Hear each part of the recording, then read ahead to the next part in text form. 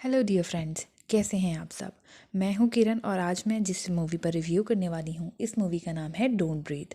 जी हाँ, don't breathe की IMDb rating है 7.1 आउट ऑफ 10 और 91% गूगल यूज़र्स ने इसको लाइक भी किया है। ये 2016 की रिलीज़ है और एक हॉरर और थ्रिलर मूवी है। I personally love this movie क्योंकि इस मूवी का नाम इसके साथ बहुत मैचेबल है। इस मूवीज़ में कई ऐसे सीन्स आते हैं जहाँ पे एक्चुअल में आपको लगता है कि सांस भी लेना दुश्वार है। ऐसा लगता है कि अगर सांस भी लेंगे तो पकड़े जाएंगे। ये आपको खैर आगे जाके पता चलेगा कि इस मूवी में क्या ऐसा ख़ास है जो इसका नाम डोंट ब्रीथ रखा गया। मूवी को स्टार्ट करते हैं। मूवी के स्टार्ट में हम तीन दोस्तों को देखते हैं, मनी, एलेक्स और रॉकी। ये तीनों दोस्त फाइनेंशियली स्टेबल नहीं हैं और मिलकर छोटी मोटी चोरियां करते हैं। ये मोस्टली उसी जगह पे चोरी करते हैं जहाँ पे एलेक्स के फादर की सिक्योरिटी सिस्टम काम कर रही होती है। एलेक्स के फादर एक सिक्योरिटी डिपार्टमेंट में काम करते हैं और ये इनके लिए एक एज होता है। इनको उस जगह के बारे में सारी मालूमात होती है और ये वहीं पर चोरी करते हैं। हम देखते हैं कि रॉकी अपनी छोटी बहन डीडी से बहुत प्यार करती है और उसके साथ यहाँ से कैलिफोर्निया चले जाना चाहती है क्योंकि उसकी मदर और उसका बॉयफ्रेंड बहुत अब्यूसिव और अल्कोहलिक होते हैं। अगले सीन में हम देखते हैं कि मनी ने अपना कुछ चोरी किया हुआ सामान एक आदमी को बेचा, लेकिन उसको अपने मनचाहे पैसे नहीं मिले जिसकी वजह से वो थोड़ा परेशान होता है। और उससे नेक्स्ट सीन में हम ये देखते हैं कि एक कैफ़े में ये तीनों दोस्त बैठे होते हैं और एक घर के बारे में और एक आर्मी रिटायर्ड ऑफिसर के बारे में बात कर रहे होते हैं। ये तीनों डिस्कस कर रहे होते हैं कि मनी को किसी तरह पता चलता है कि एक रिटायर्ड ऑफिसर के पास काफ़ी ज़्यादा अमाउंट घर में लॉकर में सेफ पड़ी है, जो कि उसको एक कॉम्पनसेशन के तौर पे मिली है क्योंकि उस ब्लाइंड मैन की बेटी को किसी ने अपनी गाड़ी से हिट करके मार दिया था। अगले सीन में हम वो घर देखते हैं जिसके बारे में मनी, एलेक्स और रॉकी बात कर रहे थे, जो वाकई एक बहुत इंसान जगह पर होता है। ये तीनों दोस्त एक बार हालात का जायज़ा लेने के लिए दिन के उजाले में उस घर में जाते हैं। उस घर के बाहर जाकर उनका सबसे पहला जो सामना होता है वो एक शिकारी कुत्ते से होता है। उसके बाद वो उस ब्लाइंड मैन को भी देखते हैं और ब्लाइंड मैन को देखने के बाद वो सोचते हैं कि वाकई ये घर चोरी के लिए हर तरह से बेहतर है। रात होते ही तीनों दोस्त अपनी पूरी तैयारी के साथ उस घर में दाखिल होते हैं। उस घर में दाखिल होते ही रॉकी तमाम जो अलार्म सिस्टम्स होते हैं उन्हें बंद कर देती है ताकि कोई भी आवाज़ ना हो सके और पुलिस तक कोई बात ना पहुंच सके। इसके बाद हम देखते हैं कि मनी ब्लाइंड मैन के कमरे में जाता है श्योरिटी के लिए। ब्लाइंड मैन के कमरे में जाते ही उसको एक टीवी पर एक बच्ची का वीडियो ऑन नज़र आता है और दूसरी तरफ ब्लाइंड मैन सो रहा होता है। ये एक स्लीपिंग गैस ऑन करता है ताकि ब्लाइंड मैन पूरी रात सो सके और वो आराम से चोरी कर सके। जैसे ही वो स्लीपिंग गैस को ऑन करता है वो देखता है कि ब्लाइंड मैन उठकर बैठ गया है।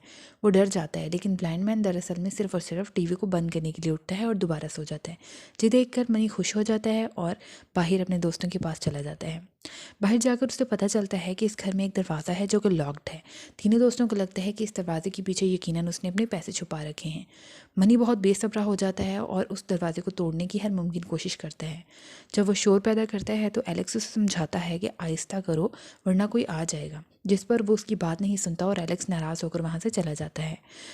रॉकी और एलेक्स दोनों मिलकर उस दरवाजे को तोड़ते हैं, जिस तोड़ने के लिए उन्हें गन का इस्तेमाल भी करना पड़ता है, जिससे काफ़ी शोर पैदा होता है।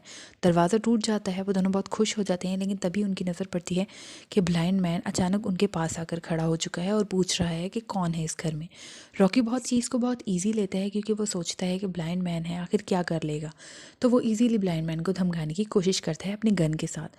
लेकिन अगले ही समय हम देखते हैं कि ब्लाइंड मैन बहुत ही आराम से और होशियारी से मनी से गन लेकर उसी को शूट कर देता है। वो उसे शूट कर देता है और उसको मार देता है, जिसे देखकर रॉकी बहुत डर जाती है और अपने आप को पास ही पड़े क्लोजेट में छुपा देती है। उसके बाद वो देखते हैं कि ब्लाइंड मैन उसी क्लोजेट में आकर अपना अकाउंट चेक कर रहा है। उसके क्लोजेट में ही उसने एक पर्सनल अकाउंट बॉक्स बना रखा है जिस पर एक कोड लगा हुआ है और उस कोड को खोलकर वो चेक कर रहा था कि उसके पैसे सेव हैं या नहीं, और उसे ये देखकर खुशी होती है कि उसके पैसे वहीं मौजूद हैं। नेक्स्ट सीन में हम देखते हैं कि एलेक्स भी घर के अंदर ही है, वो घर से बाहर नहीं गया था और उसे कुछ गड़बड़ होने का खदशा होता है। वो इधर उधर देखता है तो उसे ब्लाइंड मैन घर का हर कोना, हर दरवाज़ा, हर खिड़की बंद करता हुआ नज़र आ रहा होता है, जिसे देखकर उसे एहसास होता है कि यहाँ कुछ गड़बड़ है। इतने में उसको रॉकी का मैसेज मिलता है कि ब्लाइंड मैन ने मनी को शूट कर दिया है और वो क्लोजेट में छुपी हुई है। जब एलेक्स रॉकी के पास जाता है तो वो उसे बताती है कि यहाँ पर एक लॉकर है और इस लॉकर में पैसे हैं। वो उसके सामने वो लॉकर खोलती है क्योंकि वो कोड देख चुकी होती है। लॉकर को खोलने के बाद रॉकी वो सारे पैसे अपने बैग में डालती है और एलेक्स के साथ वहाँ से निकलती है। वो देखते हैं कि ब्लाइंड मैन ने घर का हर कोना, हर दरवाज़ा और खिड़की बंद कर चुका है और अब वो ये फील कर रहा है कि इस घर में मनी अकेला नहीं था, बल्कि उसके कुछ साथी भी मौजूद हैं। वहाँ रॉकी और एलेक्स अपने आप को बचाने के लिए वहाँ से भागने की कोशिश करते हैं और भागते भागते अचानक वो एक स्टोर रूम में पहुँच जाते हैं। स्टोर रूम में पहुंचकर उन्हें एक लड़की दिखती है जो कि वहाँ बंधी होती है, जिसे ब्लाइंड मैन ने कैद किया होता है। वो लड़की इशारा कर कर उन्हें बताती है कि वो उसको चाबियों से खोल दें। जब वो उसको चाबियों से खोल देते हैं तो भी वो लड़की के मुंह से पट्टी नहीं हटाते, क्योंकि इस वक्त वो एहसास करते हैं कि ब्लाइंड मैन ऊपर कहीं से आ रहा है। वो फुटप्रिंट महसूस करते हैं और वहाँ से भागने के लिए हर कोशिश करते हैं। भागते भागते अचानक से ब्लाइंड मैन फायर करता है और वो फायर उस लड़की को लग जाती है जो कि ब्लाइंड मैन ने अपने घर में बंद करके रखी थी। जैसे ही वो लड़की मरती है, ब्लाइंड मैन उस लड़की को पकड़ कर रोने लगता है और माई बेबी कहकर चिल्लाता है। उसके बाद नेक्स्ट सीन में हम देखते हैं कि ब्लाइंड मैन घर की सारी लाइट्स बंद कर देता है, क्योंकि उसे तो ब्लाइंडनेस की आदत होती है, लेकिन वो एक्चुअल में रॉकी और एलेक्स को फंसाना चाहता है। रॉकी और एलेक्स एक्चुअल में इससे बहुत बुरे ट्रैप हो जाते हैं और एलेक्स को ब्लाइंड मैन पकड़ लेता है, उसे गन पॉइंट पर रख लेता है। किसी तरह बहुत मुश्किल से एलेक्स वहाँ से बच बचा जाता है। रॉकी और एलेक्स भागते हैं और अगला सामना उनका उसी शिकारी कुत्ते से होता है जिसको घर में एंट्री के टाइम उन्होंने सोने की दवाई डाल दी थी, लेकिन अब वो कुत्ता वापस आ चुका है। उस कुत्ते से बचना एक बहुत बड़ा अमल होता है जिससे ये दोनों गुजरते हैं। किसी तरह अपने आप को ये बचाते हैं और कुत्ते को एक कमरे में बंद कर देते हैं, लेकिन ब्लाइंड मैन किसी सूरत भी इन्हें यहाँ से भागने का मौका नहीं देना चाहता है। वो फिर से एलेक्स को पकड़ लेता है और वो उस पर वार पे वार करता है और न जाने किस किस चीज़ से उसे मारता है। एलेक्स को बहुत बुरी तरह ज़ख्मी कर देता है और तकरीबन उसकी जान ले लेता है। उसके बाद उसका अगला टारगेट होती है रॉकी। वो किसी तरह से रॉकी को भी ट्रैप कर लेता है और रॉकी को भी बहुत बुरी तरह से मारता है। रॉकी को मारने के बाद भी वो उसको जान से नहीं मारता, बल्कि उसे बेहोश कर देता है। जब रॉकी को होश आता है तो वो अपने आप को उसी जगह बंधा हुआ पाती है जहाँ से उन्होंने उस लड़की को आज़ाद करवाया था। ब्लाइंड मैन यहाँ अपनी स्टोरी बताता है कि मैंने उस लड़की को इसलिए पकड़ रखा था क्योंकि उस लड़की ने अपनी गाड़ी से हिट करके मेरी बेटी को मार दिया था और अब मैं सिर्फ उस लड़की से अपनी बेबी चाहता था। मैं कोई रेपिस्ट नहीं हूँ, मैं सिर्फ अपना सीमेन उसमें इंजेक्ट कर चुका था और वो मुझे बेबी देने वाली थी। चलो वो मर गई तो क्या हुआ, अब तुम उसका अधूरा काम पूरा करोगी और मुझे बेबी दोगी। इसी सोच के साथ वो जैसे ही रॉकी में अपना सीमेन इंजेक्ट करने लगता है, तभी कहीं से एलेक्स आ जाता है, जिससे हमें पता चलता है कि एलेक्स अभी तक मरा नहीं है, वो जस्ट बेहोश था। एलेक्स एक हथौड़े से उस ब्लाइंड मैन के सर पे वार करके रॉकी को बचा लेता है। वो दोनों वहाँ से भागते हैं और भागने के बाद बाहर निकलने की कोशिश करते हैं। जब वो बाहर निकलने के लिए दरवाज़ा खोलते ही हैं, जिस पल वो दरवाज़ा खोलते हैं उसी पल अचानक से पीछे से ब्लाइंड मैन बेचारे एलेक्स को शूट कर देता है।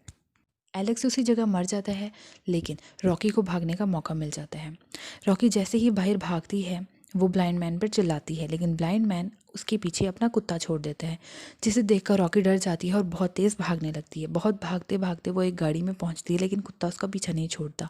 बहुत मुश्किलों के बाद आखिरकार किसी तरह वो उस कुत्ते को गाड़ी के अंदर लॉक कर कर बाहर निकल जाती है। बाहर निकलते ही वो बैग उठाकर वहाँ से भागना चाहती है, लेकिन पीछे से ब्लाइंड मैन आकर उस पर हमला कर देते हैं, जिससे वो बेहोश हो जाती है और हम देखते हैं कि वो उसे घसीटते हुए अपने घर वापस ले जाता है। उसके बाद अगले सीन में हमें एक लेडी बर्ड दिखाते हैं जो कि रॉकी के हाथ भी होता है और अपने पंख फैलाकर उड़ जाता है। इसे देखकर रॉकी को इंस्पिरेशन मिलती है कि वो भी अब एक आखिरी कोशिश करेगी और भागेगी। वो अलार्म्स को ऑन कर देती है, उसे रिमोट नज़र आता है और वो सारे अलार्म्स ऑन कर देती है। अलार्म ऑन होने से जब आवाज़ें डाइवर्ट हो जाती हैं तो ब्लाइंड मैन रॉकी को एक्चुअली ट्रैप नहीं कर पाता। उसको ट्रैक नहीं कर पाने की वजह से वो अपने कानों पे हाथ रखता है, चीखता है। इसी का फ़ायदा उठाते हुए रॉकी उस पर एक के बाद दूसरा, दूसरे के बाद तीसरा हमला करती है और आखिरकार उसको मार गिराती है। रॉकी किसी भी पुलिस के आने से पहले वहाँ से पैसों का बैग लेकर भाग जाती है और इस बार वो भागने में कामयाब हो जाती है। अगले सीन में हम रॉकी को एयरपोर्ट पे बैठा हुआ देखते हैं और साथ ही एक्सक्लूसिव न्यूज़ देखते हैं जो टीवी पर आ रही होती है, जिसमें दिखाया जाता है कि ब्लाइंड मैन ने ये बयान दिया है कि उसके घर में सिर्फ 2 चोर आए थे, वो रॉकी का कहीं नाम भी नहीं लेता और वो 2 चोर उसने सेल्फ डिफेंस के तौर पर मार दिए गए हैं।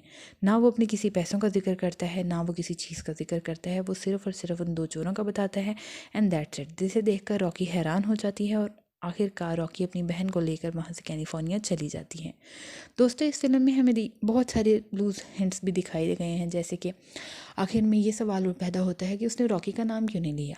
तो मे भी रॉकी का नाम उसने इसलिए नहीं लिया कि अगर रॉकी ज़िंदा पकड़ी जाती तो आधा सच जो पुलिस को उसने नहीं बताया था वो भी पता चल जाता। उसे उस लड़की के बारे में भी बताना पड़ता जिसे उसने कैद रखा हुआ था, और भी उसे बहुत सारी चीज़ें बतानी पड़ती। और जहाँ तक पैसों की बात थी कि तो शायद उसके लिए पैसे इतने मायने रखते ही नहीं थे। वो सिर्फ अपने बेबी के लिए ज़िंदा था, अपने बेबी को दोबारा इस दुनिया में लाना चाहता था। जब उसने देखा कि उसका ये प्लान फेल हो चुका है तो उसके अंदर जीने की आस भी ख़त्म हो गई। इस तरह से ये कमाल की मूवी ख़त्म हो जाती है और हमें बहुत ही अच्छा एंटरटेन कर जाती है 2 घंटों के लिए। मैं रेकमेंड करूँगी कि सब इस मूवी को ज़रूर देखें। It's 100% worth watching movie. और कमेंट सेक्शन में ज़रूर बताइएगा कि आपको ये एक्सप्लेनेशन कैसी लगी या आप दोबारा किस मूवी पे एक्सप्लेनेशन चाहते हैं। तब तक अपना ख्याल रखिएगा। मिलते हैं एक नई वीडियो के साथ। Thank you so much. Good bye.